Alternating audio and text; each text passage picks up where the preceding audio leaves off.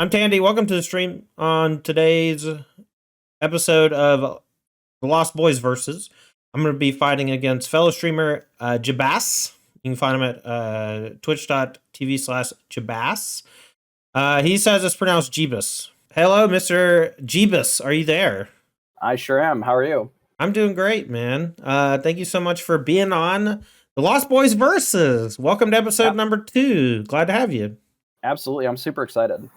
Yeah, so why don't you tell the people at home on my stream, what you've been doing gaming-wise in the past couple years, and tell them about your stream.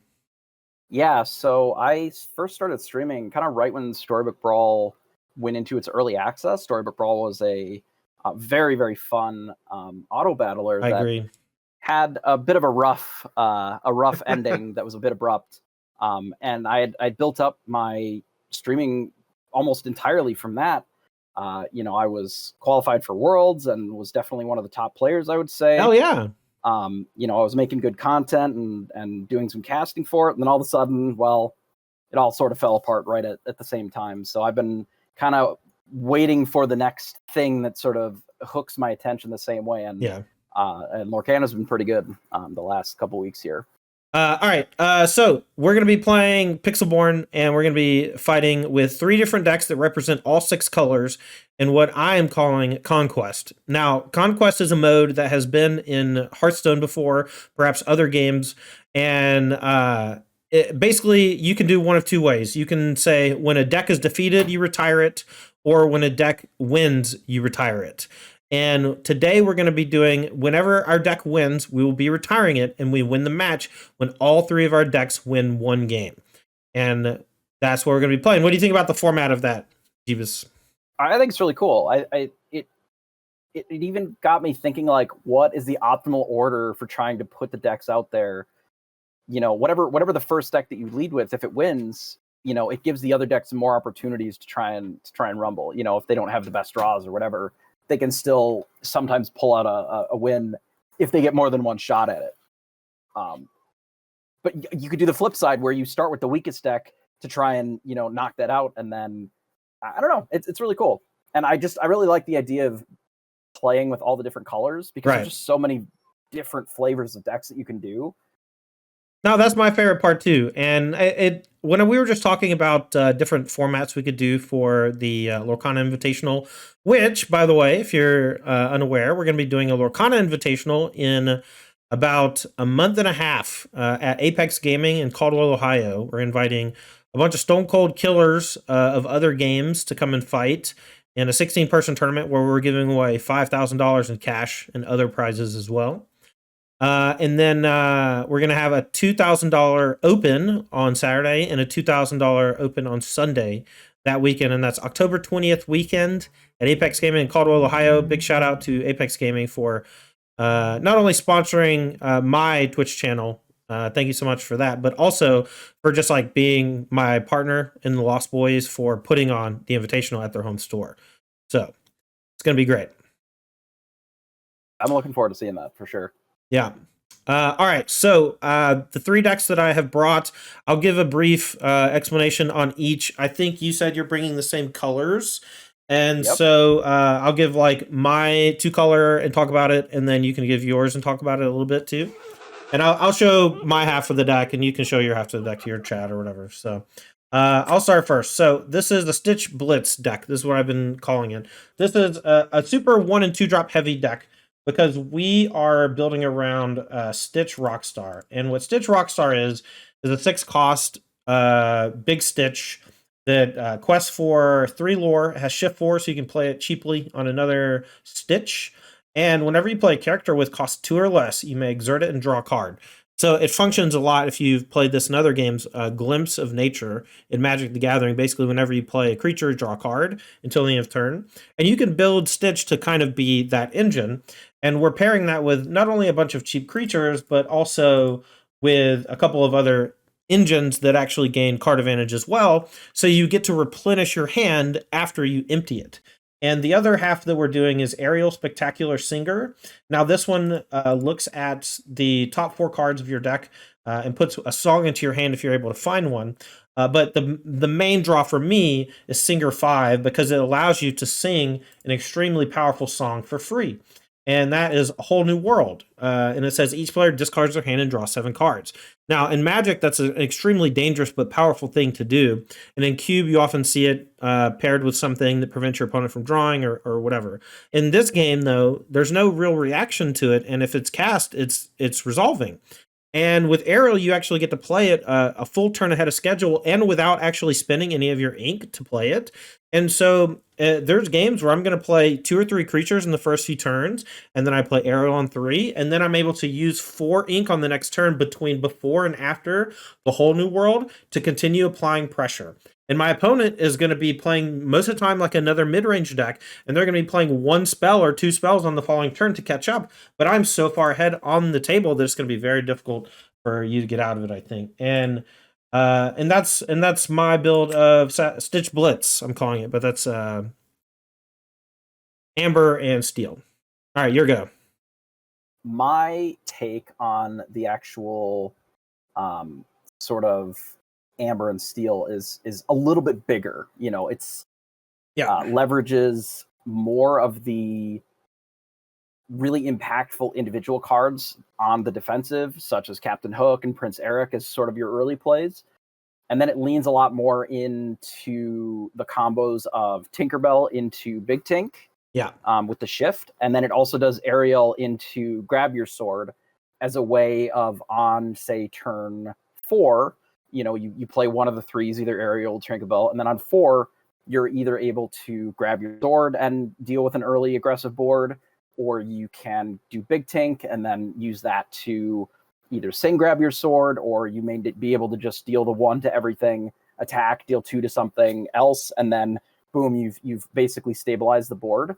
Love it. And then it leverages all of the best card advantage that I think the current 204 card set has to offer in Rapunzel, in Stitch the Carefree Surfer, and in You Have Forgotten Me, which is actually a very underrated card, I think, if you can take full advantage of it. Yeah.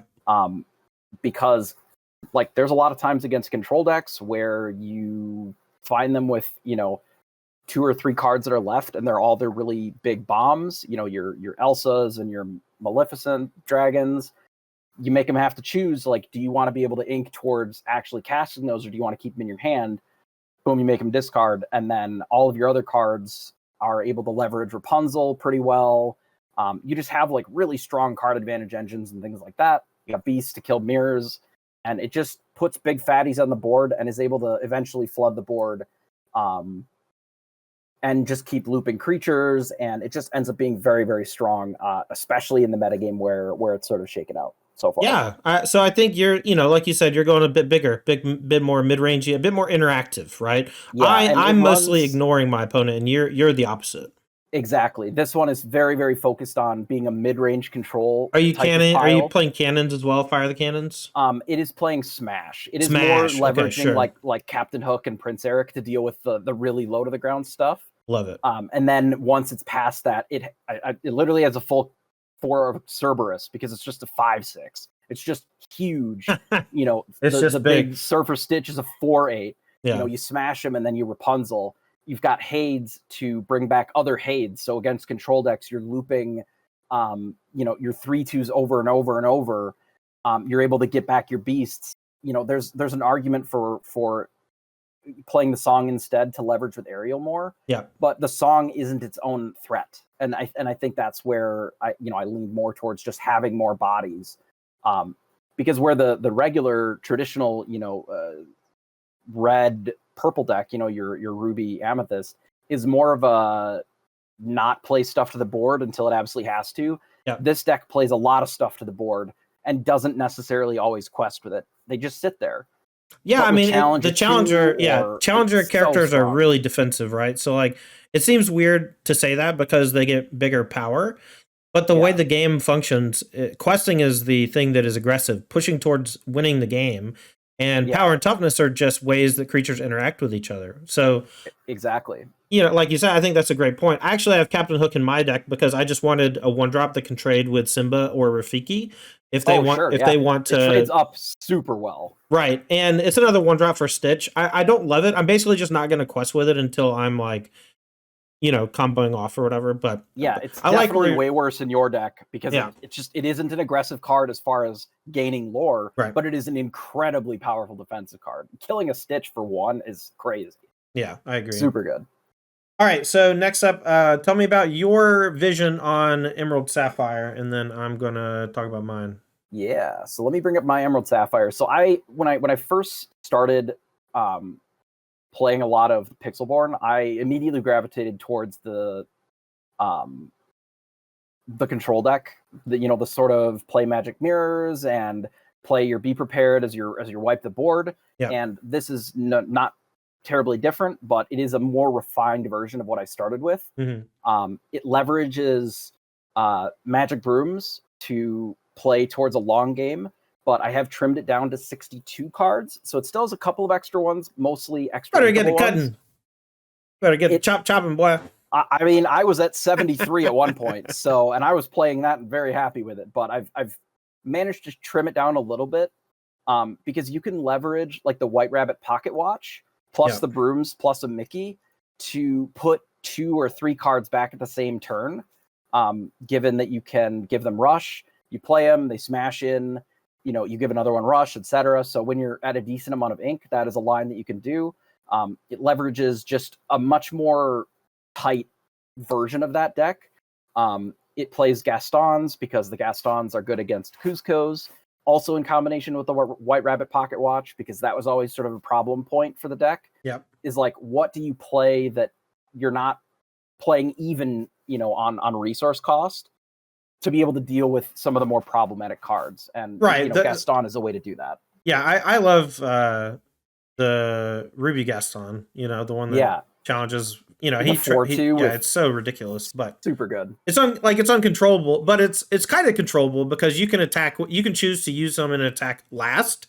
And so if you have other things that can trade off before he has to attack, I think that's super good. But interesting. It leverages pocket watches and it has more items than your average Amethyst Ruby control deck, I think. Yeah. Running 8 because I have 1 Shield of Virtue, the full set of magic mirrors, and 3 pocket watches. Because it's really trying to utilize the magic mirror to, get a lot of these resources, and then, pocket watch in the 7-drop Aladdin to control the lore a little bit, or pocket watch in Elsa so that you can tap 2 things and also attack and be defensive there with it. Rather than it just being a single effect, it's able to, combo with the brooms, it combos with the Gaston, the Aladdin, to really do kind of double duty there. So this is just a list that I've sort of tuned into that I think is pretty playable in the mirror, but also doesn't, just fold like a cheap suit against some of the aggro decks. So, they're all kind of similar, but like a little different because there's just so many cards that you can put in there that are very good. All right, so I'm going to talk a little bit about my my control deck's basically the same as yours. So I'm going to talk about my Emerald and Sapphire deck. So this deck is mostly trying to tempo my opponent out. I've deemed it tempo. In Magic terms, that's usually when you're like playing something that temporarily deals with an opposing card, but not permanently. And you're using that so that you're spending less resources than your opponent, less ink in this scenario, than what they're having to spend. The biggest card in the deck is the 6-drop Genie on the Job. It's a 3/4 with evasive, it quests for 2, and when it enters play, it returns an opposing character to the player's hand. Or sorry, I can target any character. You can target your own stuff too. That has a lot of damage on it, or that has cool abilities. And so Genie basically is the top end of this fairly aggressive deck, but I wanted our characters to actually be able to challenge opposing stuff while also questing. And so I went hard with things, I'm calling them goons. 1 cost 2/2s that quest for 1 and are inkable. These are one of these in every color. And I think goons are a great building block for most decks. They help protect you from opposing 1-drop characters when you're on the draw. And if your deck leans aggressive and you know your opponent is playing a slower deck, you can lead with the goons and use it to start pressuring the lore total. And I'm doing that along with, we can't really be protective without Simba Bodyguard, so I'm just leaning into some bigger characters down the line, as well as a little bit of ramping with Mickey Mouse Detective. I am also playing some interaction with Mother's Knows Best, which is another bounce card that returns a character to hand, and then Let It Go, which is like Path Exile and Magic, where you send something to their inkwell. And so I'm doing basically, I'm playing creatures, I'm bouncing my opponent's stuff, I'm questing, but if I ever fall behind, I have a couple ways to catch up. I use Megara, pulling the strings to give something +2 strength. There are some cards that do this as one-shots that are like, spells or whatever, but they're pretty weak. But I think Meg being inkable and a potential 2-drop, and allowing Mickey Mouse or other small characters able to trade with larger characters, I like that aspect. And so I've actually gone all the way up to 6 essential virtual copies, playing Philocades, aka Phil from Hercules, as another way to help support. Just a lot of power, not a lot of one power characters being played right now, other than maybe Rapunzel. And so you like rarely get punished for questing with this. You're just like trading up or evenly most of the time. So the fact that it trades with Simba too is also something I quite like. Yeah, so just pretty good stats. I have some Mad Hatters to gain a bunch of lore and punish my opponent for attacking me. It's also very hard for them to attack me in general because I'm bouncing stuff. Tinkerbell, most helpful, is a way to protect myself from evasive, but it also has evasive, so it's a pretty aggressive 4-drop that's inkable, and I like it. A couple Robin Hoods to catch up on cards. Hades and Lady Tremaine to gain cards as well. When they enter play, they can do some cool stuff. We have a Develop Your Brain just to help, make sure we hit resource drops early if we're pretty flooded. It can be something really good later on, but most of the time I'm just going to play it as a resource. But yeah, this is my Emerald Sapphire deck. What do you think? I think it looks good. I do really like the support and just the minor buffing of attack values, letting your goons trade super far up, letting Mickey Mouse trade up. It helps a ton in a lot of those matchups. Where that's necessary, it's invaluable. Being able to turn your cheap 1 costs into something that deals with a Kuzco directly is kind of wild. Yeah, I think the just Meg plus one of the goons is just such a nice trade up on specifically opposing Mad Hatters and Kuzcos, which are extremely annoying because they are high toughness and hard to attack. Absolutely. All right, so let's play a game, yeah? Let's start round number 1. All right, I'm going to be on the play. You ready to get bonked? All right, good luck. I'm going to mute you. All right. See you on the other side. All right, so we're going to take a mulligan here. My goal is to have a cheap character in my opening hand that costs 1. And so I am going to mulligan as many as I can while keeping exactly Ariel and Whole New World, because I want Ariel Whole New World to be my 3-drop play, and I want Simba to protect my 1-drop. So we're going to put back Minnie Mouse. We can use the hooks aggressively, but I think we're going to play hook. We know the matchup. We know Jebas is playing. We know he's playing Rakdos Black Red, Amethyst Ruby. It's so hard to play 2 games and call them different things. Jebas is also just like super high ranked on here, by the way. This might be he has a number 2 behind his camera. He's got Pongo. And he's played Tibbs. This is Goon Theory in action, chat. We're gonna play another hook. We're gonna play a Simba bodyguarding. Because it's got a bigger stat line than Tibbs, so no trades will happen. We'll keep pressuring. Next turn, we're gonna hook, we're gonna aerial. And then we're going to look to empty our hand and then play Whole New World. So instead of that, we may play Smash so that we can go hook on the same turn where we play Whole New World and we get to empty our hand quickly. All right, so Magic Mirror is not something I'm very afraid of at all. So we're going to go Smash. We're going to go Aerial. And now we have to be aware of... Okay, so we didn't hit a thing, so we'll just let that go. So we have to be aware of Rafiki. Rafiki is going to be very good against us, but it's going to be good against us no matter what we do. So I'm going to quest to push towards my win condition. We could choose to not use goons so that we can use goons to trade for Rafiki. But overall, I think we're just going to spray the board, and so it's not going to matter too much. And the Pixelborn servers there, how to? Yes. All right, so Aladdin is not close to being good enough here. And so now we win the game, right? I'm going to go Hook. I'm going to go Lilo. I'm going to play Aladdin as a resource. And I'm going to sing A Whole New World with Ariel. And this is the part of the deck that gets really nasty. And so I have emptied my hand onto the table. And now I can play either Stitch, so I can do Rockstar next turn, which I think is a great way to use my resources. And then we'll quest twice. And I don't think that he can win anymore. He has to get up to 7 before I go out of control, and it's just not doable. I also have another refresh, a Stitch, and so I feel like I'm just playing Vintage or whatever when I'm playing this deck.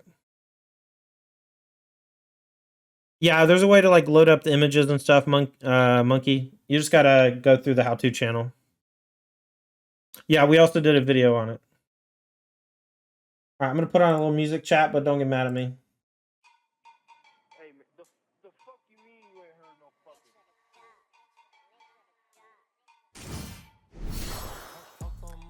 Conversation, me.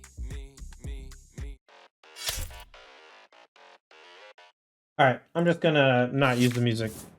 I'll put on the music from Pixelborn. All right, that's better. Okay, so there's Rafiki. So we're gonna go Hook trades, and then we are going to. We can Stitch, but we can't play a thing on it. So maybe we just play 80s and a 1-drop. We can also just play a 2-drop in Hercules in bodyguard mode. Seems reasonable. Alright, bodyguard mode. We'll play 1 Minnie Mouse face up and 1 face down. We'll pass. Now we're up to 8 lore already.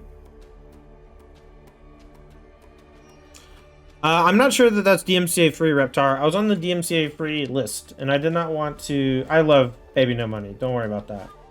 I don't want to get in trouble.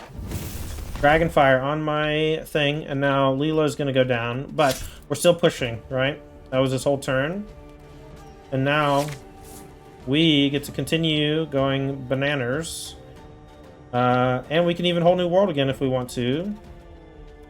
I don't think we need to though. We're definitely gonna go questing.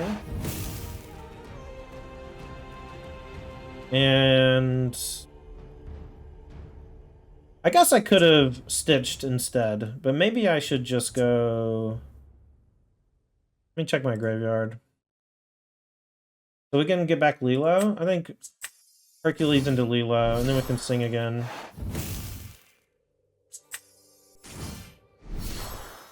I'll play this as a resource.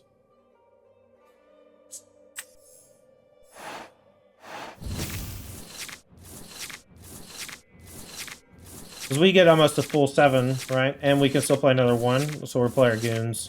And now they will be able to catch up, right, pretty quickly here. But we have them under the gun, basically for the rest of the game. And so I think, you know, they're going to go trade off here with one of our Lila, or our Stitch, rather. But then we're going to gain 2, 3, 4, 5, 6. Wicked. So this is a fan program called Pixelborn, and it's a client we're using to play the game. You can also play it on Tabletop Simulator. They had a tournament for Tabletop Simulator recently. All right, so we'll be able to take care of this Aladdin. It's pretty good, though. And next turn, they'll be able to sing, or they'll be able to cast Whole New World, or whatever. The frickin' Wrath. And then we can just refuel after that with Stitch Rockstar. Alright. So, I'm gonna play things that don't get folded to Wrath. We're gonna start with Smash on the Aladdin. So I don't have to think about it. I'm gonna play Lantern. I'm gonna play Maximus as a resource. And then I'm going to quest with everything. And now I can play another thing, but I think it's Wrath O'Clock. You know? I think it's about time to Wrath, and I don't think I have to play anything else. Yes, the game in general is not wicked. It was hard to find on opening day. It's still hard to find now.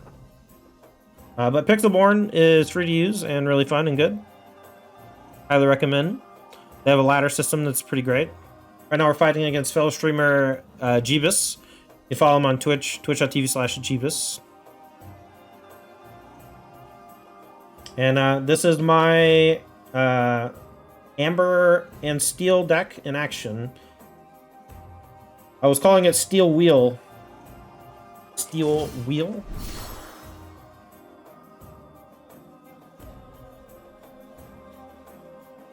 Alright, here's Mickey into the Inkwell. Pocket Watch, Broom. Broom's gonna get rushed from the Pocket Watch, and then we're gonna see 2 trades, and then basically we're just not gonna do anything because the only way we lose the game is to a Wrath, basically. And it's gonna go trade, and then I guess we can try to play around the Elsa as best we can. So the Lilo has to die. I can just play Hades only, and then get back another 1, so that when I get to go Stitch into 1s, that would be pretty good. Alright, so we'll go questing. We're gonna make an ink, play Hades. I'm gonna get back Lilo. And I guess I'm still not threatening lethal through Elsa. Elsa's gonna tap some stuff down and like force me to overextend some more. So maybe I can go just Minnie Mouse.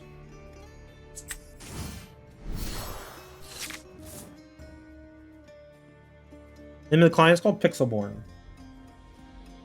I don't know if I have a link. No, I don't. Our link's on. Aladdin plus Hasties. Nice. We'll be able to trade it. He's just defying the, I don't know. Defying the inevitable, I suppose. But Aladdin is very scary. You know?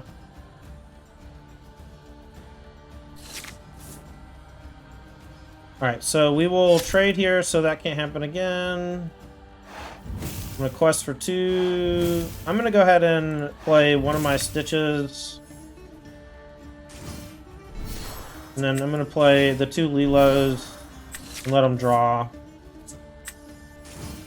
And then we can get Wrath, and then we'll just go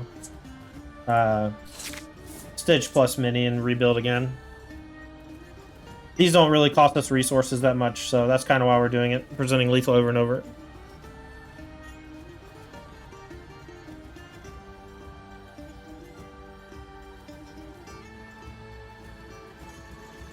Welcome to the stream, though. Thanks for being here, everyone. I'm Tandy. We've been playing Pixelborn for about 2 weeks, 3 weeks now. I've been really enjoying it. I'm doing a lot of content with a new project I'm working on. A couple folks out of Roanoke, Virginia are doing basically Lorcana content, you know, as much as I can stomach.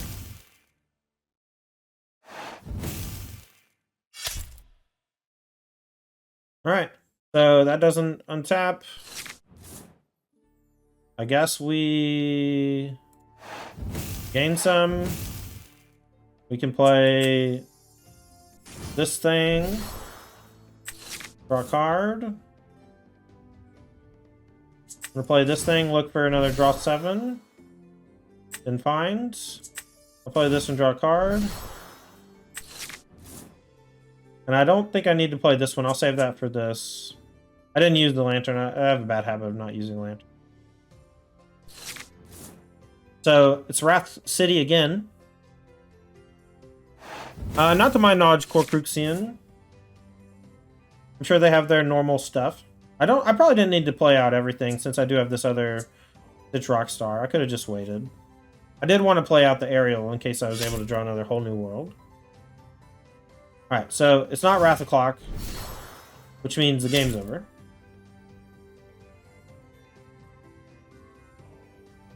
Oh, GG! I like the victory screen as well. It's pretty nice. Alright, Jebas. What'd you think? I think it's possible that instead of shuffling in that other Aladdin that I should have shuffled in the Be Prepared, but I'm not necessarily sure that a Be Prepared was going to dig me out of that fast enough. I was talking about it the whole time. I was like, you know, I have like another Stitch. I always had a Stitch Rockstar and a 1-drop in my hand. And so if you ever Be Prepared, I would just like rebuild. But I was always trying to find the balance between playing around Elsa and playing around Be Prepared. It's very difficult. It's tough, yeah. And I opted for the line of doing like Aladdin plus the fast attack, but it's one of the reasons that like the Hades is really strong there, because it has 3 attack on its own, so it can challenge back, and then I really don't get enough out of it. Like, it's okay. It's not enough on its own to really claw me out of that. Yeah, I mean the big Aladdins were pretty scary, and like I was always ready to trade for it as immediately, you know. And I think that it is one of the few cards with the pocket watch that can get you out of there for sure. It tried its damnedest, but it just wasn't quite enough. The Hades were a bit too much for it, and then without it being prepared to sort of stabilize before you already had 19, you know, even if I stabilize there, what am I going to do? I have to literally Wrath every turn for the rest of forever. So yeah, not great. Yeah, it's tough. All right. So my Stitch Blitz deck is victorious, and we will retire it for the next round. Would you like to choose which deck I play next? Doesn't matter. I'll run back the control either way. All right. I don't want to do an Amethyst Control Mirror yet, so I'll do my fun. Actually, no, I'll do an Amethyst Control Mirror. That sounds fun, actually. Everyone talks about how like horrible it is, but I think it's going to be great. I'm not playing the mirror, I don't think, or I only have like 1 or 2. So like I'm a completely different build. Yeah, they're close, but there are some choices that I've made in mind that are good against the mirror, because when I was building this originally, it was basically all you played at the time was just constant mirror matches. So it's possible that this will be pretty good, and you know, sometimes control matchups aren't too bad to play. So I'm going to do Tandy B, and I'm going to... we want to try the timers on again? Yeah, I'll do timers on, and I'm going to confirm capital T, capital B. Yep. All right, cool. All right, 3, 2, 1, go. All right, we're here for Amethyst Ruby Control Mirror. Match number 2. I know that he is not being aggressive, and so I kind of want to be aggressive. I want to see if being aggressive in the mirror matches works. I'm going to put back basically everything that's not Maleficent. I have a bunch of, you know, resource cards in my deck, so I'm not really worried about drawing too many non-resource cards. We're going to start with a Broom. I think Broom is trash pile. And if I'm gonna put Goon Theory to the test. If he does not match me with a Goon, I'm going to go Goon next turn. And this is an article that I've already written, and this article will be on our Patreon tomorrow. It's free to read. He plays the Goons. So now I have way less incentive to play Goons. But I kind of still want to anyway. Cancel. Weird. Alright. Busting it up. Let's see if he's gooning out. Gooning out of control. Goons are 1 cost, 2/2s. They quest for 1 lore. They have no abilities, and they are inkable. Every color has a Goon. And why it's called Goons is because the one from Steel is called Goons, and we thought it would be a great name. But I wrote Goon Theory. I think it's fundamental for learning how to play and build your Lorcana decks. I think you should check it out. See, we're going to trade, and now it's beat down the clock, baby. You know, Tibbs is going over, like, we don't need this other Tibbs. Now, we are challenging via resources on the table, right? We're just going to keep on questing and see how it goes. If they want to draw a card with Magic Mirror, by all means. We'll draw a card with Maleficent next turn. Maybe play Rafiki. Probably not, because it can't challenge anything. But I do like just getting Rafiki out there, because questing and singing with us is pretty good. There's a Maleficent. Now, she's just going to trade with something, so we're just going to gain again. Now, maybe I should play the Mickey Mouse instead, because it does quests for 2. I want to keep the Maleficent, though. So maybe instead of Mickey, maybe I play Mickey as Ink. Because I kind of want to keep around the Maleficent for a little while. Maybe I can't, though. Alright, we'll play Maleficent in there for now. So, if I draw Broom... Got a lot of ways we can play here. What's up, Stephen Horn? The mountain who drives. How's it going, buddy? I'm doing great. Lorcana is awesome. I'm having so much fun playing, building, everything, man. It's great. Alright, there is my sweetheart. I'm gonna take her out to dinner. The queen, wicked and vain, not to me. She's the fairest of them all. We're at 9. See, and this is Goon Theory in action.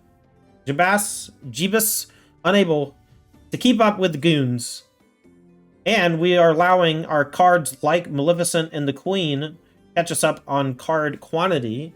And he's still, you know, 2 more ink away from being playing a Be Prepared. Likely has to blow up the Queen with Dragonfire and then taking 3 more. I'm probably going to play Rafiki. Yeah. How do resources work? You can play cards as ink. So cards have like a little flourish at the top. You can see on Sergeant Tibbs up at the top left, there's a rose around the hexagon. And what it does is it essentially means that it can be played as a land if you're from Magic. And you put it in your inkwell, and then every turn you can spend your ink in your inkwell. It regenerates just like Magic or whatever. Shield of Virtue. Alright, we got a Maui. Alright, so we're going to trade Rafiki with Maui, and then we're going to keep questing. We're going to trade the new one.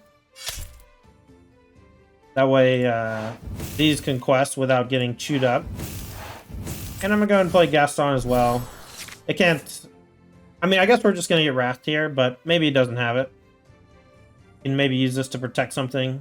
Maybe not. Maybe this was a horrible play. Should have just played this as ink, actually. I changed my mind.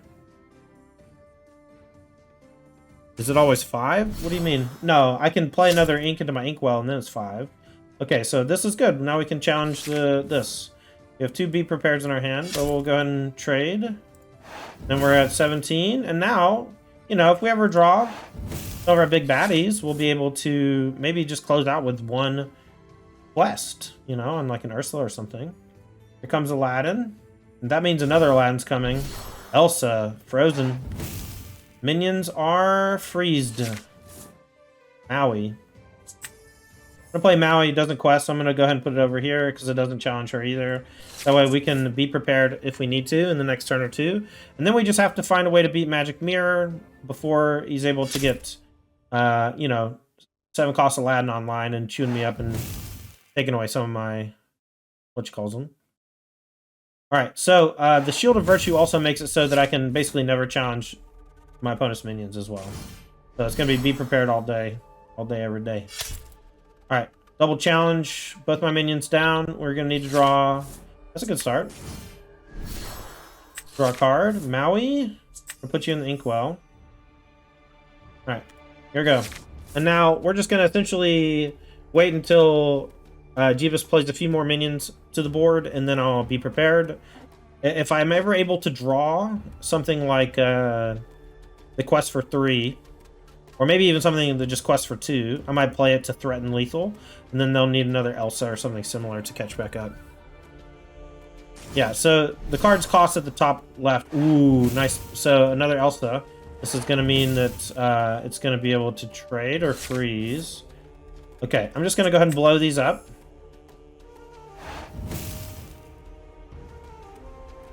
Then I'll pass. So be prepared to just banish all characters. Clean board sweep. Here comes Magic Mirror. He's going to be able to do this twice a turn. We're going to play Queen. Alright, I'm going to play Queen instead of Friends on the other side. Next turn we can draw a card. Excited about the new Bama season? A little bit. I'm way more excited about Lorcana, if I'm being honest. 11th ink. What happens? Here comes the big bad, Maleficent, monstrous dragon. We're in trouble, perhaps. Draw 2. Okay, we'll go Befuddle into the inkwell. And then I don't know what to do.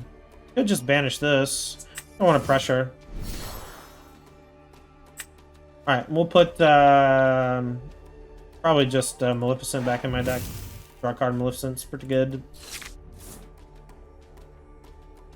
No Croxion. There's no cards that can quest the turn they play, except for shift minions. Shift characters you can play on top of another thing that's already in play that has already readied, and then it can quest. That actually comes up a lot in Amber because you shift Big Stitch onto Little Stitch, and it only costs 4, and it quests for 3. I've actually won a game already by, you know, having a Stitch in play, and I was at 17, and then I got to shift and quest and win. Alright. Gaining some lore. Readying it up. Magic Broom time. Game great? It's fun. This game is really good.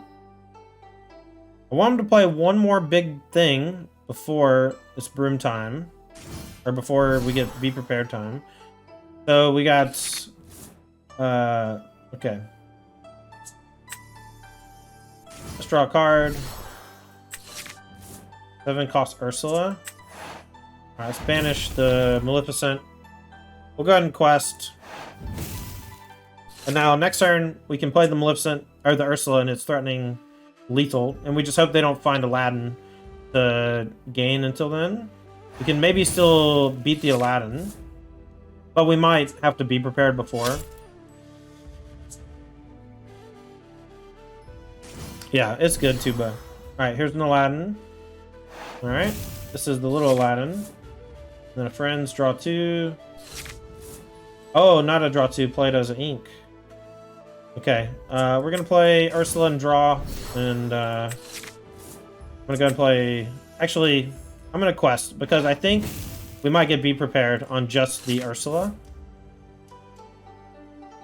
And I want to be able to refuel next turn, or have something after I play Be Prepared, because I don't have mirrors in my deck.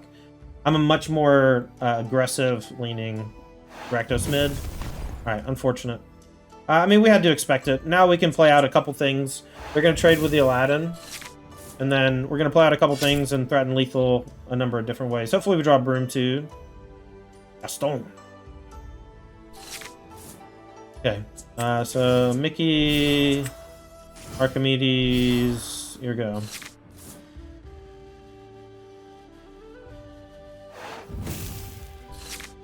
Alright, whenever your opponent starts with draw a card, that's usually a good sign. That means they're needing something. They're going to Gaston as ink, and then they're probably going to Wrath. Yep, and now we'll try again. Alright, we'll play this. This is a good draw.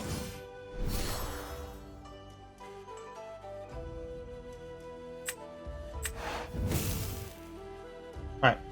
Yes.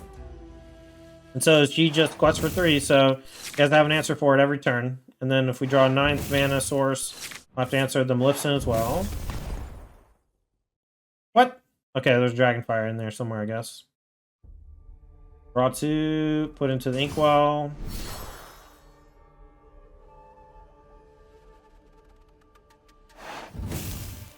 Room a Maleficent. Okay, so we're gonna Maleficent ourselves. Oh, yeah, I think we do.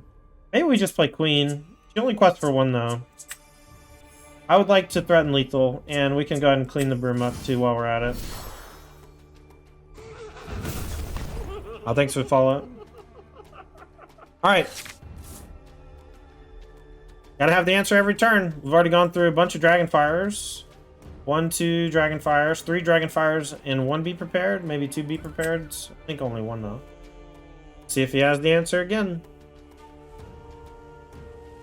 I know Diabetes, but Jebas has played a ton of the mirror or whatever. Already has multiple magic mirrors. Knows that the game's going to go long and just needs to be able to play like 2 or 3 monsters in the same turn. Like here.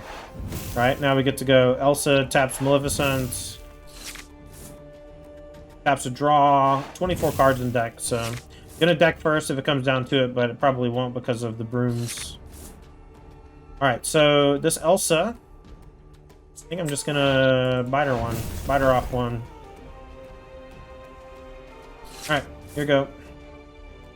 Now he needs another answer for the Maleficent, but it can be Maui this time now because it's exerted. 2 draws with the top of the deck, finds the Maui, choose up my Maleficent, and now I'm in trouble. Still needs an answer every time though. I have a Be Prepared I can use in a minute, and I can draw some heaters and force him to continually have the answer. Alright, let's play Mickey. That kind of requires an answer. It does require an answer. There's a quest for 2. Be Prepared cleans it up. Gaston was useless. Again, probably should have held it. Played his ink. Ongo. Alright, well, we're not going to blow that one up. We're going to wait a turn or 2. Yeah, Magic Mirror in the mirror is quite good. Ooh! And now we're down 17 because of the Aladdins. Alright, I'm going to go ahead and just put Befuddle over here. And I'm going to say go. Let Jebas play a few more things before I play my Be Prepared.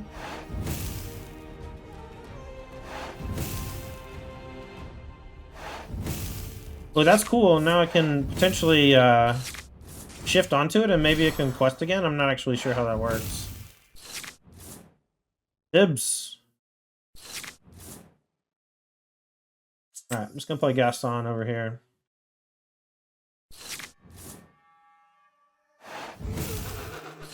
We are getting buried in card advantage. This is the downside of playing a Rakdos deck that's built like this.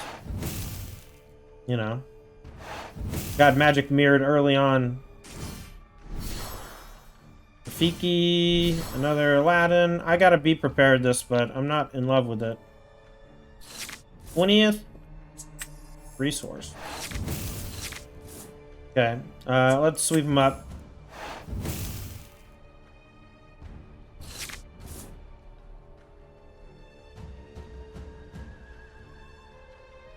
Alright, so next turn, we can't play both of these, but if we draw another thing that works with Mickey, that could be good. He only has 8 cards in deck, but he's got brooms to go broom, broom, broom forever if I don't clear the brooms, but I'll die to them questing if I don't clear them. Alright, here's Gaston. Has another ink, 21 ink in tank. Means we're able to draw basically the rest of our deck next turn. Alright, so Ursula has a great draw. We'll play Mickey as well and force another Wrath.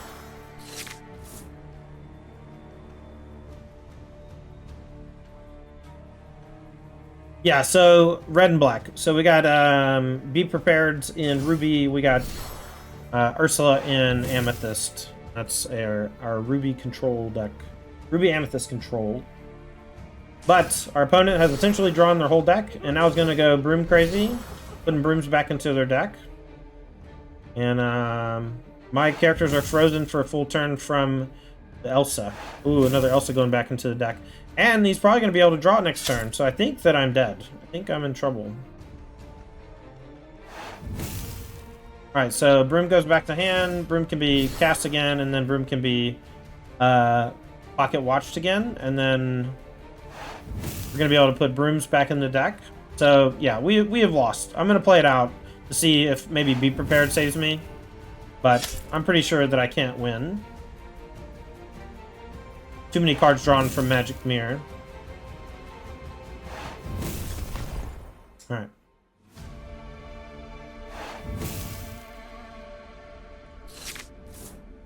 Alright, I'm going to Be Prepared. There we go. A good draw.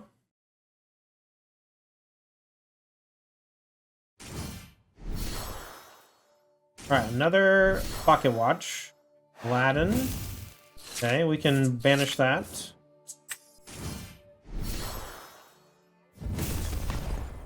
And then say go.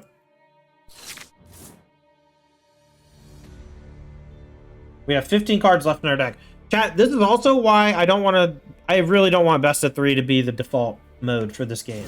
Because this black and red mirror match has already been going like the 30-minute time allotment, I think. And we've been playing really fast. We've just gone through our entire deck. Wild. Alright, so banish the dragon. Play this as ink.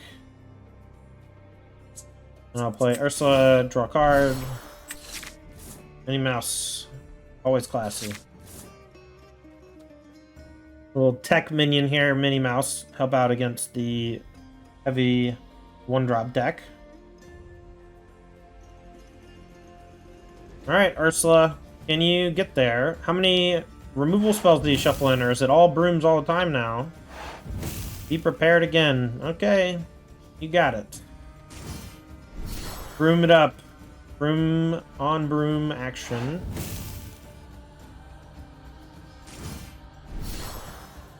Yep. There's Pongo, baby. Alright. Draw a card. Be a good start to the turn. Be prepared. I don't think I want to do that. I'm going to play a couple ones. Say go. No challenges. I know, right? But that's the thing. I mean, you look at how me and Jebas both approach this matchup. You know, he has 21 ink, I have 12. But, you know, because he has Magic Mirror and stuff in his deck, I got to beat him up pretty bad when I was playing the Steel Amber aggro. So it's like give and take. You got to really find it.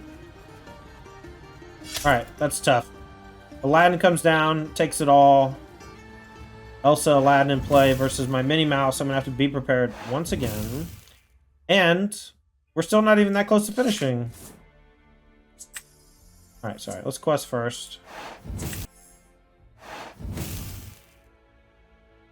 Alright. Now it's Brooms versus Elsa. I think he's only got Brooms left. I might actually win because it's just Brooms left. And then eventually I guess he could go... The last one is another Elsa, or one of the other ones is an Elsa. 3 cards left. I'm pretty sure we're just chaining Brooms forever. But I gotta kill him, right? I mean, we're at 15 lore already. It's just scary.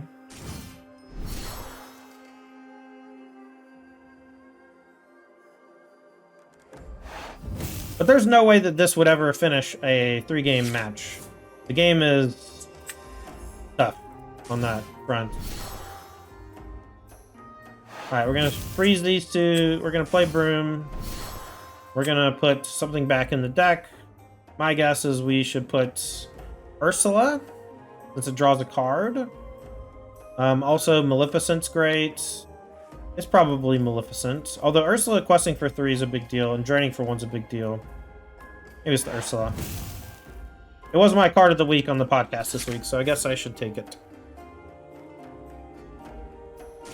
With Sex on Broom, when it comes in, you can put a card from your graveyard, or any player's graveyard, back in their deck. Alright, maybe I should have done Be Prepared, because now I'm dead. Too old. Maleficent.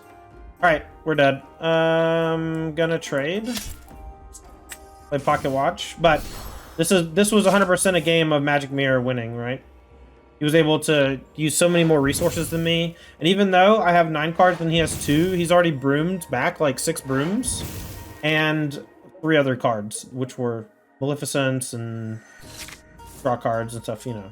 Alright, so we're dead. GG.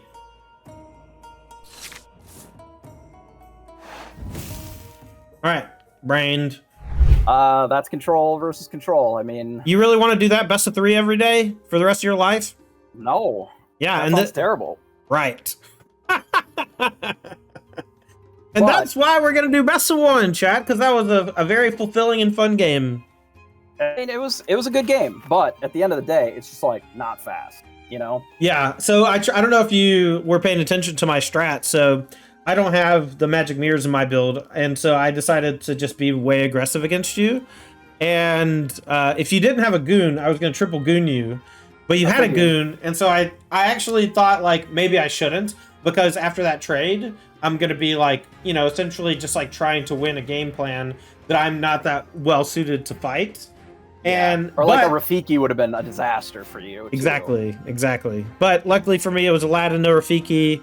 But there was I mean, I got close, 18 or 19 lore there close to the end, and you kept having the Aladdins to come back, and I kept presenting lethal, and you kept killing them, kept banishing them. hey, I had 20 lore, you know, at a certain point, it gets to where I can do, you know, not great value trades, right? I can just, you know, blast your guys and do that. And that's why I have so many items, because, you know, it lets me do weird things like, you know, the Mickey line where you attack with broom 3 times in a turn. Yeah, that was sweet. That was cool. It's a really good mirror breaker, by the way, because you put back in like another Mickey and a couple brooms, and you could just do it again later. It's kind of sick. But yeah, that was good fun. Yeah. All right. So I'm gonna stick with my Ruby Amethyst control, and you can pick either of your other 2 decks. And I think I am going to show you how to beat the Ruby Amethyst control deck. Yes. All right. Cool. With the Sapphire, or sorry, with the Amber and Steel concoction that I've made recently. So okay, so we know we're playing against a more aggressive deck. We're gonna put back some of these expensive things. I'm gonna keep Broom because it's a resource. We're just gonna put back some things that are not great in the opener. We'll probably lead with Broom and Mickey. We're gonna be on the draw, so if they play a 1-drop, we have to goon them. Gooning it up. That's Goon Theory in action. It almost worked last game. I'm excited about my article tomorrow. Y'all should check it out. It's on our Patreon. It'll be free to read.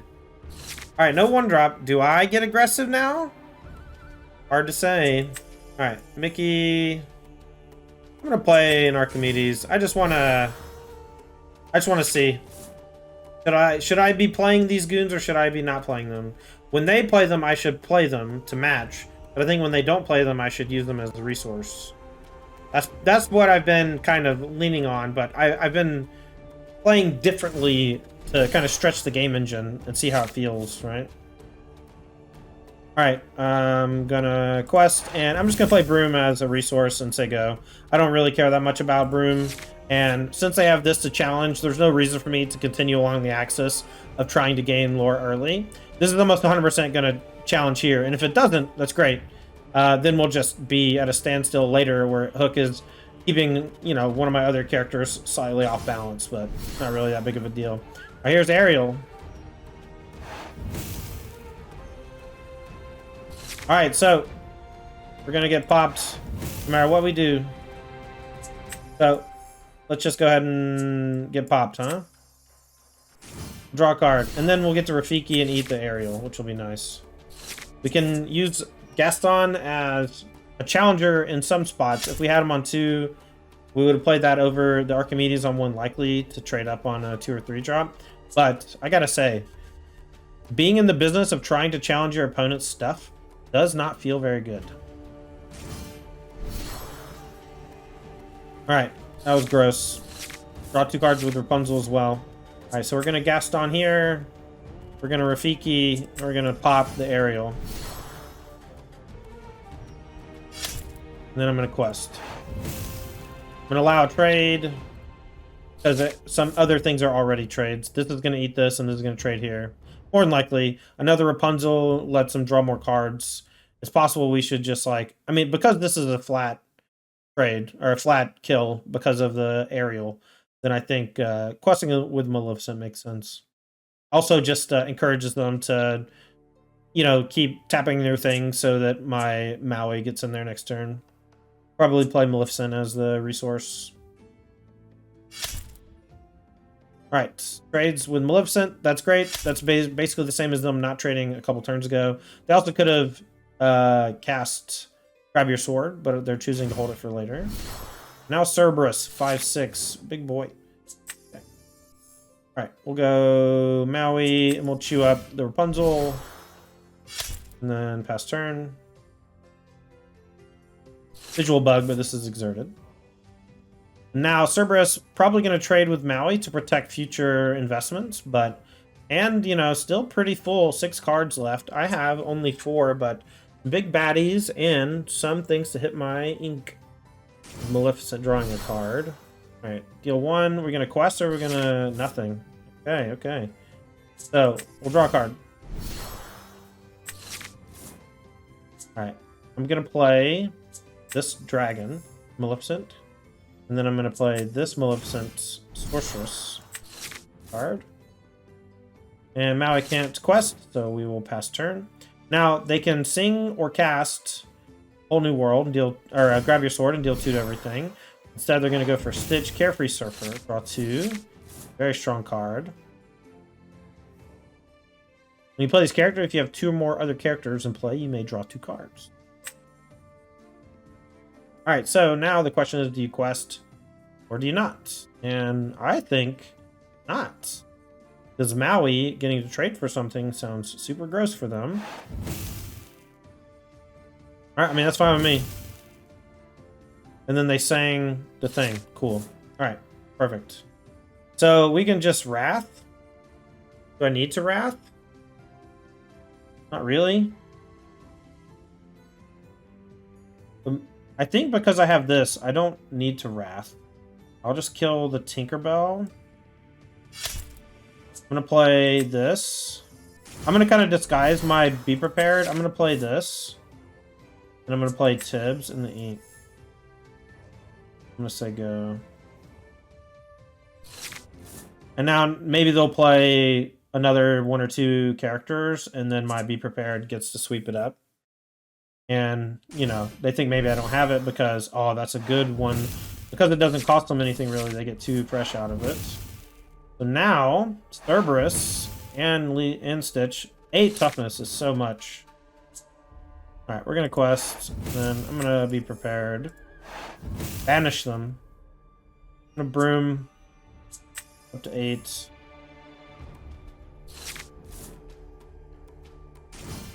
Not right now, Clark. We're doing a grudge match. We're playing Conquest.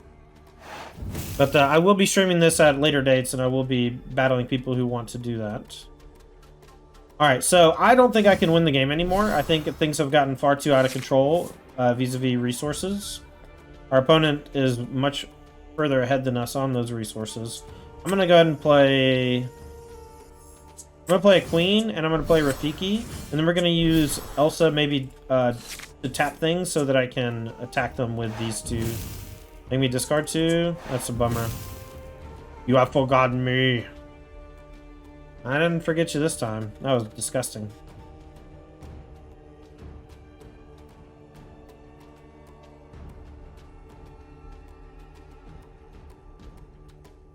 Alright, be our guest. As an ink. I know they have a 7-cost Stitch in hand. That was a rip? Oh yeah, my hand was great. Also, this is why I don't like playing. I think Beast is really strong.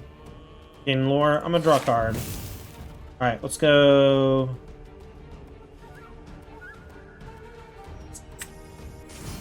Yes. For Ursula. I'm gonna hold on to the Broom, I think. Good quest.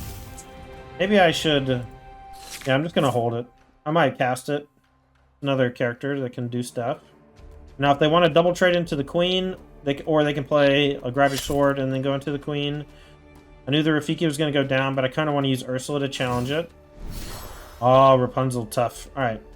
Maybe I shouldn't have quested with it. That was a mistake.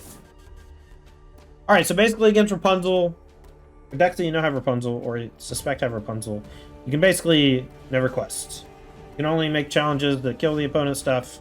You can only be vulnerable in spots like that. Rapunzel is ridiculous. Extremely strong creature. Alright. We're gonna get another Queen and a Broom down. Alright, let's keep it going. Churn, churn, churn. Quest, quest, quest. Yum, yum, yum. Hades back Hades. Can't beat it. Now we just have to try to quest them out. Alright, let's go... I guess a Be Prepared back in our deck. I kind of want the Elsa, actually. Elsa just seems cracked. I'm going to hold on to Gaston. We can use it later. Yeah, the Gravediggers are good. The engine is very focused on characters, and so cards that in Magic maybe are weak in this game are strong. Because the resource to gain lore is pretty much coded at costs. And so many things that quest for 1 lore will pile in together and quest a bunch at once. But I'm not really explaining this well.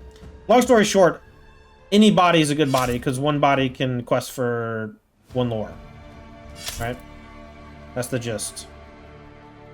And so getting back a body has a lot more value than in here than it does in Magic. All right, friends on the other side. Draw 2. Be prepared. We'll maybe save that for next turn. I'm just gonna say go. Maybe if I draw an Archimedes or something, there's a draw 2, and we know that there's another Hades in hand. Get another card. Oh, am I getting discarded again? It's a little buggy, but I figured it out. He's casting Be Prepared. Maybe discard 2. Gonna quest some. Hakuna Matata. Alright. Alright, sweep them up. Now we gotta be Gravediggers for days. Hades into Hades.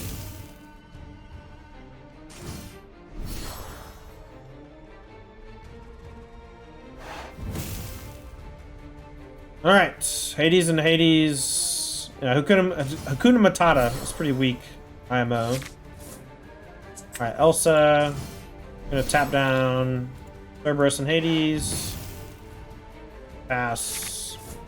Next turn we can play the Queen and something else, using this to trade or pop something for a little bit. Since draw 2 is so good in the more mid-range Amber, I found this card to be very hard to cast when I was wheeling and playing Stitch and playing a bunch of 1-drops. But it seems like Jebas' build is much more long game oriented and looks pretty great actually. Alright, play the Queen. Play her. I can quest or I can fight. I like questing. I don't know. I'm gonna get torn up no matter what I do. And at least I can push a little closer to my goal.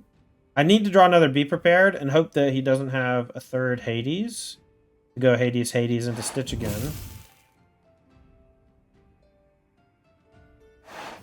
But everything that says like draw a card on it is basically like S tier in this game. And but not like things that replace themselves without adding to the board. The Queen, for example, is occasionally very difficult to deal with, especially when you put into play on turn 3 with Just in Time. And your opponent needs multiple cards to trade with it, and it draws a card. So, because of that, and sometimes they can't physically deal with it. And when that happens, you're just in great shape. Alright, so this is what, 18? So we're basically dead. We need to Be Prepared right now. Draw a card. Hey, we drew it. Alright, 3, 4. Be Prepared. We got a barn burner on our hands, chat. Oh no, Hades Chain. Hades Chain, no! I can't beat the Hades Chain. Hades is so good. Alright. Get my Tibbs and my Rafiki in play. Oh, where'd my Tibbs go? My Tibbs disappeared. No. Come back, Tibbs. Yeah, Surf and Stitch was awesome looking. And right? My experience with them has been in low to the ground 1-drop decks where I just get to the point where I only have like 5 ink and can't play them. And in a more mid-range deck like yours with Rapunzel's and going a bit bigger, just looked so phenomenal. It does everything that you want. You're just like, I just want big fat thing. He's a 4/8, so he doesn't get Maui'd, right? And if you do try to Maui him, I just Rapunzel and draw 3 cards. Like, that's miserable to play against. You know, the Hades loop makes it impossible for you to lose to control. Oh, yeah. If you Gravedigger never looks so play good. My guys. Here's some Gravediggers. Like, yeah. The reason that I didn't have the Hans, like I used to have Hans in the deck, but the Hades, like that loop is so much better than the minor better card that Hans is. It can't be inked. You can't put it in an inkwell or whatever, but my experience with Hades has been very positive. And especially coming from like a background in Magic where that kind of card exists, it's so much stronger in this game because a raw body questing for 1 is like the same no matter where it is. And so getting 1 back is just so powerful. Yeah, and being at the point where you have enough ink, you know, at 8 or 12 to play a couple of them, like as long as you always have 1 in your hand, you just have an army that you can refill the board with, and you're just going to bury your opponent. And it's a 3/2. attacks very well. Yes. You can just throw it at their stuff and replay them. It's pretty good. All right. Well, I'm gonna stick with my Ruby Amethyst control and see if I can beat your Emerald Sapphire deck. Yeah. All right. So we know he's playing Emerald and Sapphire ramp. We are going to challenge him in a number of ways, but we're gonna put back our expensive cards, and I'm only gonna play. I'm gonna keep a bunch of resources, but I'm only gonna play one of my goons if he plays a goon, because I just want to trade. So we're gonna go first. I'm gonna go Tibbs in the resource zone. There you go. I have 2 more Archimedes, but I'm gonna use them as resources. I've been playing them as aggressive things, and I don't think I need to, unless my opponent does. But we're gonna play Gaston as our aggressive thing. Or not aggressive, our defensive thing. Since it is bigger. And it's possible I shouldn't even have played this, but it's going to trade with basically all the 2-drops they play, including that one, you know. Alright, so they're going to go 1 jump ahead. We got to put Maleficent over here into the exile zone, I suppose. And I'm just going to say go. I can play a couple more things as Ink. And I can't play Dragonfire, so I don't want to bottleneck my plays or later. Mickey Detective, so we're getting ramping up here. We're going to start playing 6-drops next turn. Alright, Maleficent's a great draw. Alright, Mickey, we're going to hold on to the Broom, but we're going to play Archimedes as a resource. Next turn, if we draw an Inkable, we can go Mickey plus Broom. I don't really want to put Maui up over there, because Maui seems like it's great for trading. Genie on the job. Alright, Gaston back in hand. We'll use Gaston as our resource. Ooh, and a Sing. Okay, so we'll go Gaston over here. And I am going to Maui the Mickey. And then I don't think I want to quest with Maleficent because the Genie can eat it and it has evasive. So I'd rather maybe just use Dragonfire on it in a turn or 2. It's okay to gain a few lore right now, though. It's not that big of a deal. But I don't want him to gain a effective trade. Quest for 2. And a Cusco! Card's very scary. And it has ward. Alright, so we are going to hit the Genie. And I'm going to play a Befuddle as a resource. And I can't do anything to the Cusco. And I don't want the Cusco to be able to eat Maleficent. So we'll just say go. We can use this to sing later. No touchy! This is one of the few Disney animated movies I haven't seen before. Oh no.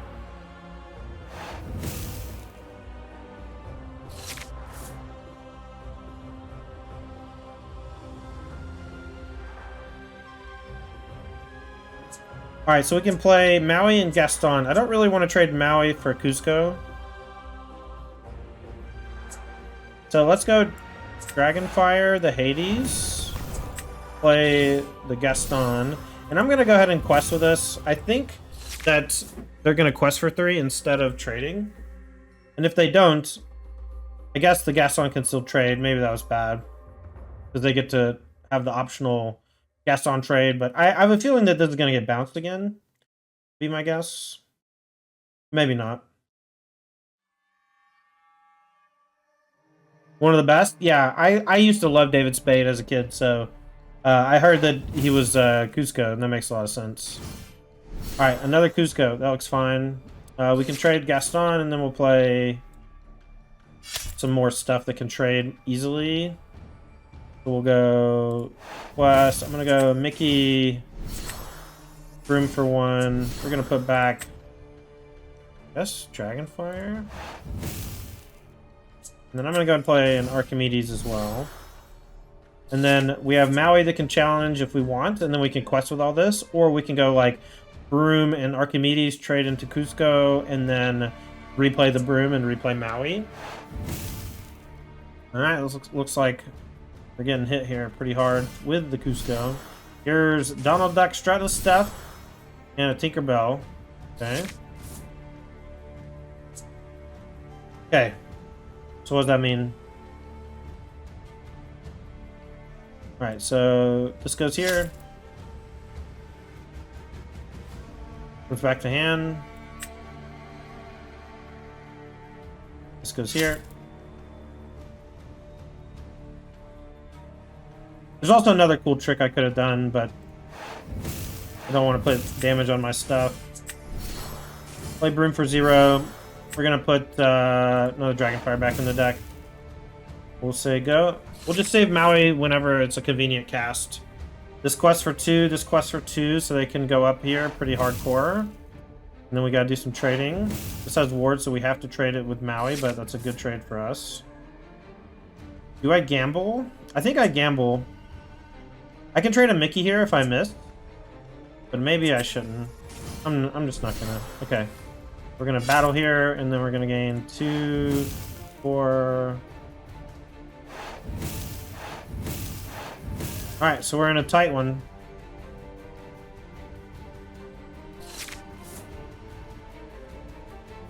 I gotta draw something cool off Maleficent, but I got a lot of Dragonfires.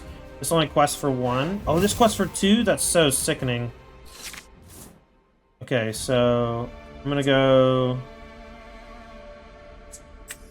Friends on Maui. Alright, nice. We drew a way to not be dead.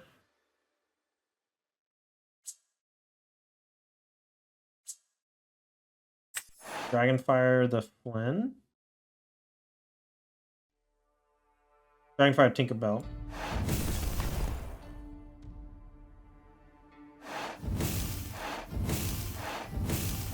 Alright, I think this might do us. I think we might be good here.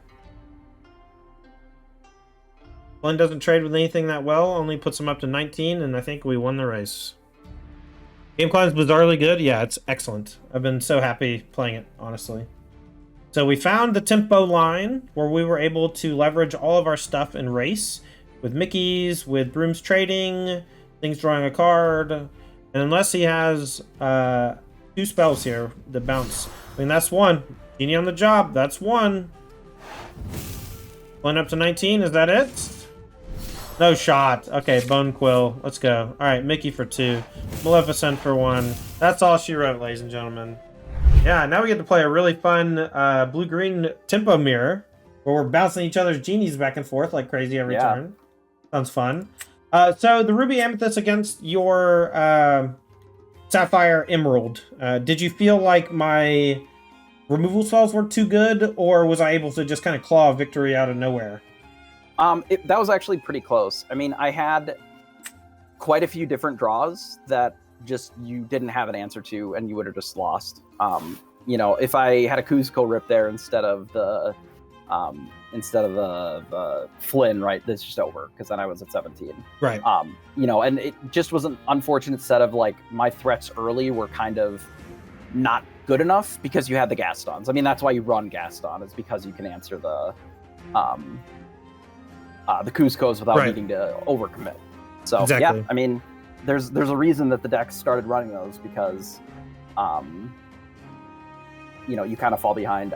There had been versions of the deck that I've been playing that did play the like the item that allows you to get extra lore out of your characters, and I found that they were sort of too do nothing. Yeah. And they just didn't line up on the curve very well. You're better off just playing, you know, more John Silvers or more Genies on the job or whatever. And just like any ramp deck, you know, sometimes you just draw a couple extra ramp pieces instead of more threats, and then you lose. Such is life. Yeah. All right. Well, let's move into the 5th and final match where we pit our Emerald and Sapphire decks against each other. All right. We are here for the 5th and final game of our Grudge match. We have a mirror. I'm going to put back basically anything that's not inkable, because I don't know how the matchups are going to go. And I just want to make sure that I can play as many, you know, resources as I can if I need to. We're going to be on the draw. If they lead with a goon, I'll probably do the same. If they don't, we'll probably just play them as resources so that we can ramp up to bigger and badder things. A part of me might play a goon on the draw if they don't play anything, but the goons suffer against the 2s, but not against the 2s that Jebas is playing. All right, we're going to play the Duke. We're going to play a Flounder.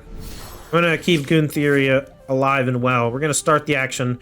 Force the hand of Jebas to interact. How do the card's colors work? Any deck can be 2 colors. And when you play something as an ink, it's multicolor.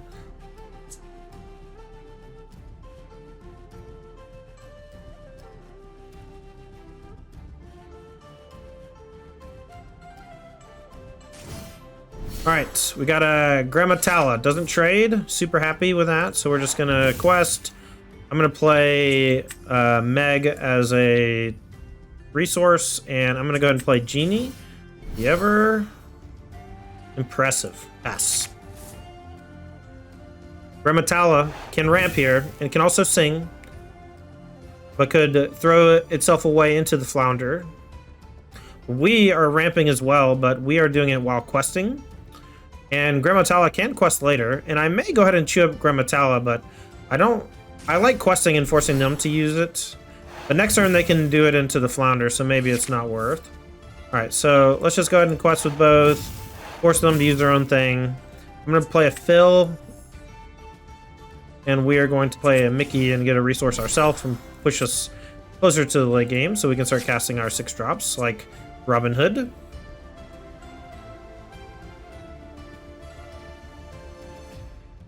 Chat, if you're just joining us, I'm playing against Twitch personality Jebas, who is one of my favorite Storybook Brawl players back when that game was around.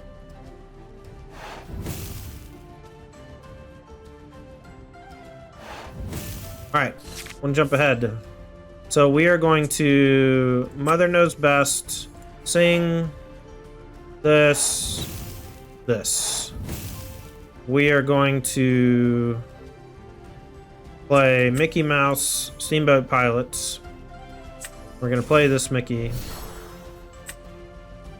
And then we're going to challenge and get rid of this Mickey.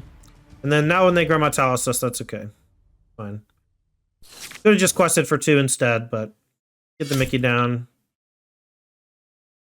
Take another resource, but it's exhausted this turn. I wish I could pull... So the cards, when they do stuff, are like under Jebas's head or whatever. So I wish... Alright, so they have 1 card. So we're going to go here.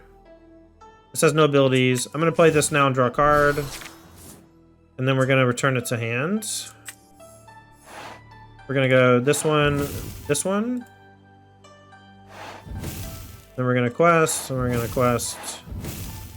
And this is kind of my vision for playing against any deck, where we just bounce things. We use Mickey to ramp into 6 while casting our Mother Knows Best, while we can quest with some, challenge with some.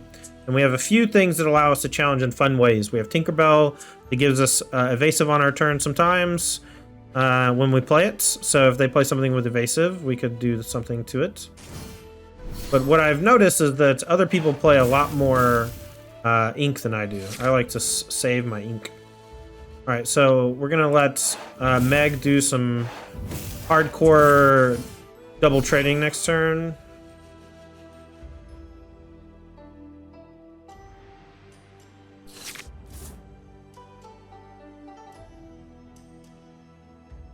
Maybe I just ignore it. 1 jump ahead, that's great. Robin Hood, oh, I got punished for holding a card. But I like the Meg's ability to buff to trade. We can use this Tinkerbell to keep churning war to a turn. This is 3, but they're behind, and I'm assuming they're going to attack, and they do. And now we can trade Meg plus these 2. No, thank you. We'll just blast old Robin. Go quest, quest, quest. Make them keep attacking with Maleficent. That's my goal when I play every game of Lorcana, is to always be questing. If you ever start to attack your opponent's stuff, you're losing. That doesn't mean that you have lost, but it means you're losing. And so always look for ways that you can uptrade. All right, so we are going to start with develop your brain. Let's see, change numbers, choose order on the first or the bottom of the deck. So we want to draw the Mad Hatter. Okay, cool. And then we go Meg. Meg's going to pump Mickey Mouse.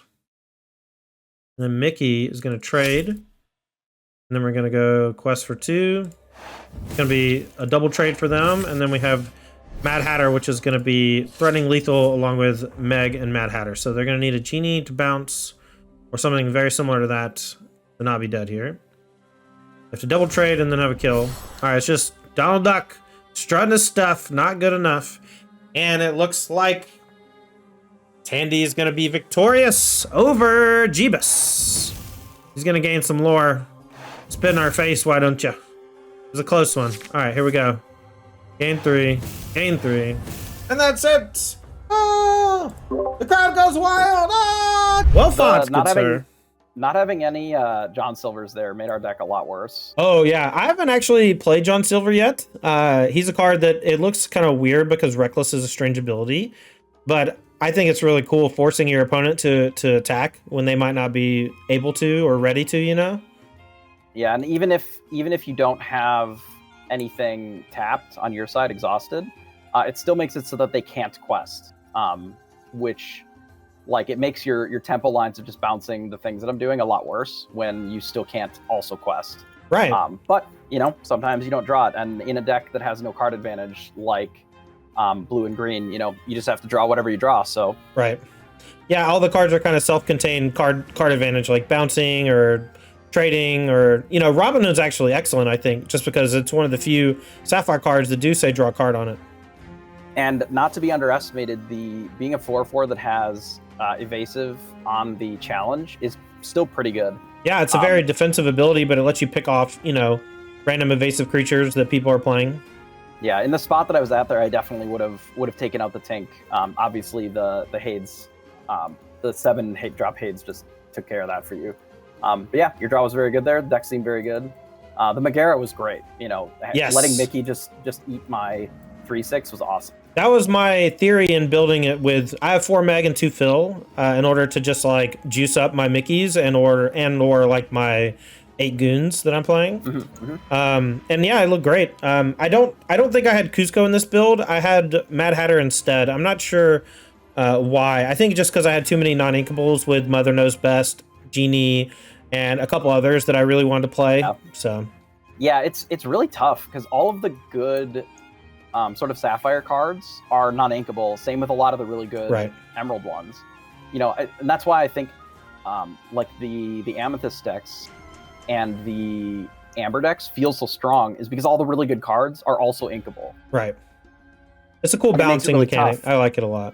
Yeah, the Genie on the Job is awesome. Yeah, it's super good. And the song, like the ability to just tap like Mickey or tap one of your other random 3s to just have a good tempo play like that.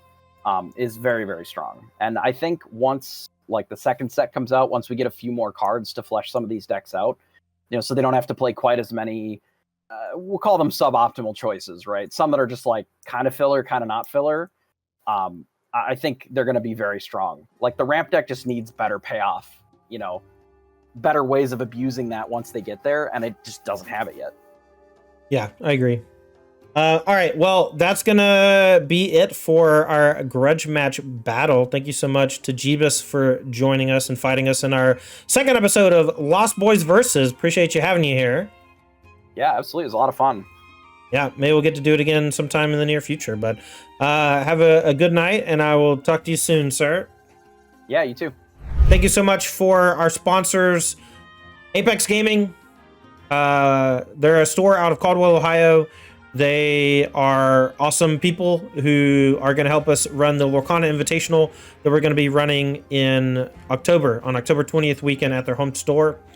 We're going to have some invitational qualifiers for that at their home store on September 30th and October 14th. We're going to have some stuff shared on Twitter and other places at some point. Also, shout out to Brainstorm Brewery Podcast. It's a magic podcast. Slice of Life talks about all sorts of stuff. Make sure to check it out with Caslin, as well as a host of other awesome folks. And then thanks again to our sponsor, GCParadice.com. That's Games and Comics Paradise out of Fairfax, Virginia. They're your one-stop shop for all things related to card games, from Pokemon to Yu-Gi-Oh!, Magic the Gathering, and now Lorcana. Make sure to check out gcparadise.com for all your TCG needs. Thank you so much to Jebas for playing in our grudge match. Thank you to the Lost Boys team for helping us make all this cool stuff for you. And thanks for chat, for hanging out. This is going to be on YouTube if you missed the whole thing. We're going to maybe break it up in segments, but it might be one whole thing. We'll see. And we'll see you next time. Thanks for hanging. I'm Tandy, and this was Lost Boys versus number 2. Y'all have a good rest of your night.